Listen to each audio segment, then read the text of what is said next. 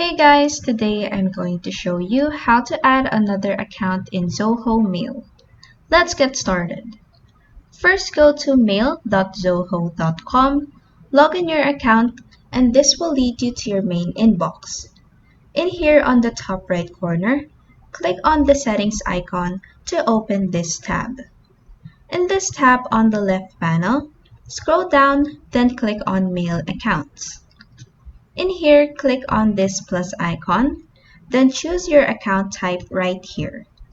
IMAP can sync emails across all your devices, and POP3 downloads emails to one device. After this, choose your email provider, enter your account emails, like how you want your name to appear in Zoho, your server configuration, your username, and your password. Once you're done, just click on Save down here to save your changes.